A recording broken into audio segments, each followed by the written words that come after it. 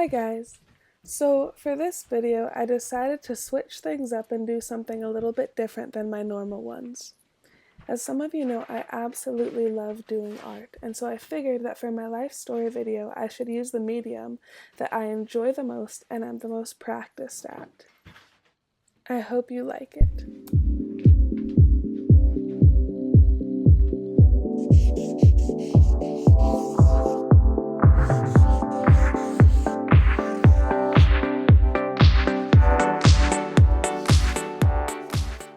Part 1. My parents met at Humboldt State University and were together for a while, then split up for a while, then got back together for a while, and then my mom was living in Arizona and my dad was living in Mexico working for a pottery exporting business while she was getting her master's degree in botany when I, Sonora Teresa Mindling-Whirling, was born. I was the smallest baby of the week, weighing in at 6 pounds 1 ounce, and I only lived in Arizona for 2 months. I spent most of this time drooling and crying, so I can't really tell you that much about it. But after my mom got her degree, she decided to go and join my dad in Mexico. This decision would be one of the greatest determining factors of the rest of my life, and it brings us to part 2.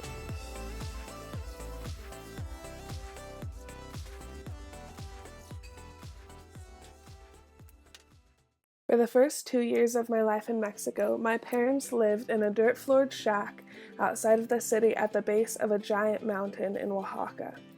They had an old black Jeep with no doors and no seatbelts, and they would tie me in with a rebozo, which is a kind of scarf that they would carry children in as they bumped up and down the dirt roads to our house. Eventually, they started looking for another place to live and found a piece of land that used to be an old alfalfa field in between 2 towns.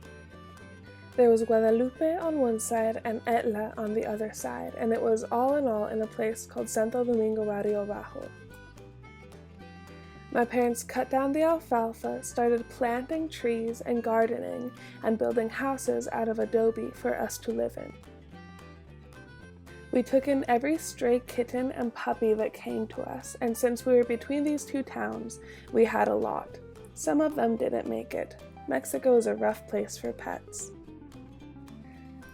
I spent most of my time growing up in this house running around covered in nothing but mud, playing in the trees and jumping across creeks, getting bruised knees and scraped ankles.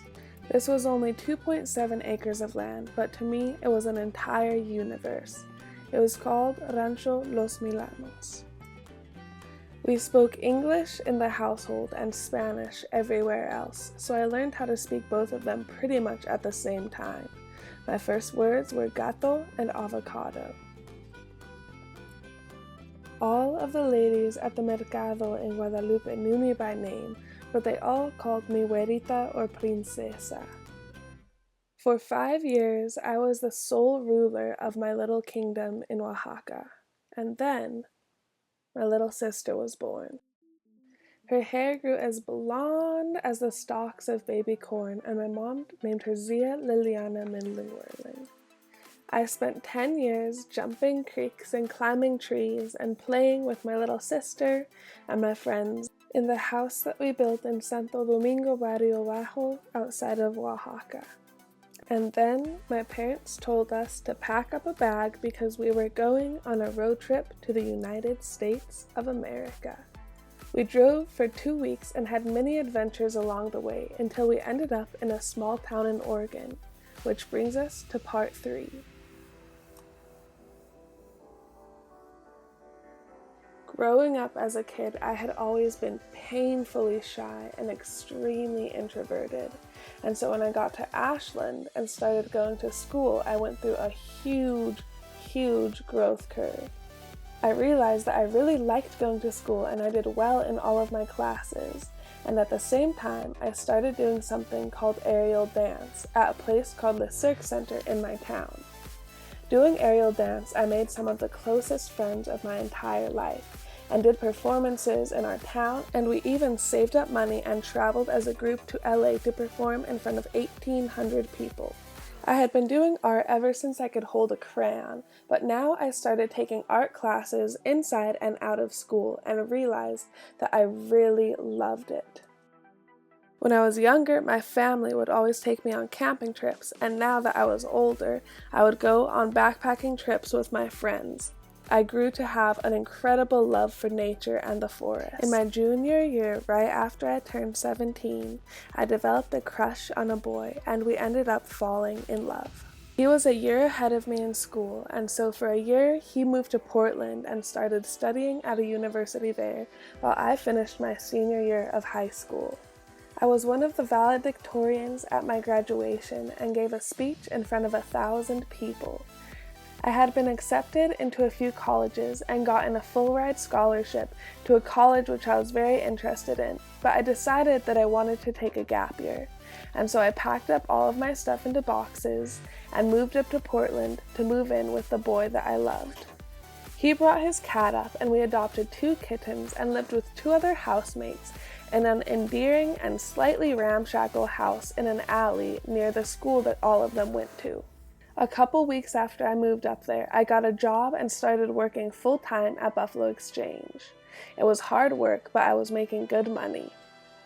It was a hectic 6 months living there, full of a lot of happy times and a lot of sad times, and eventually, me and the boy decided that we weren't really good for each other at that point in our lives.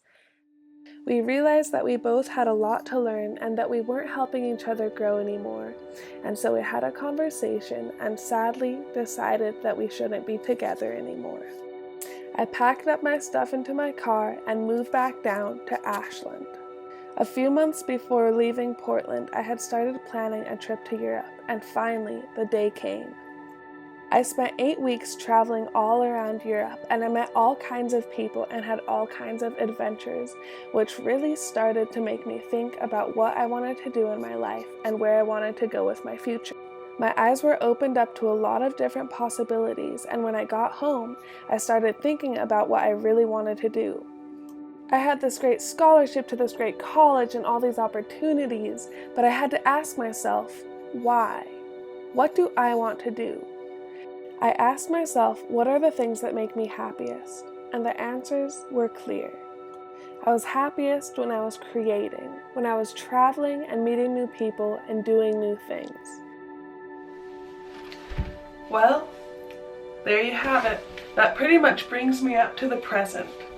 I don't know exactly where I'm going from here, but I've got travel, I've got art, and I've got photography. The rest of this blank piece of paper is going to have to get filled up along the way. I don't know exactly where or what I'll be going and doing, but I know that it'll be exciting and scary and nerve-wracking at times and challenging and completely worth it. Sonora Mindling Whirling, clocking out.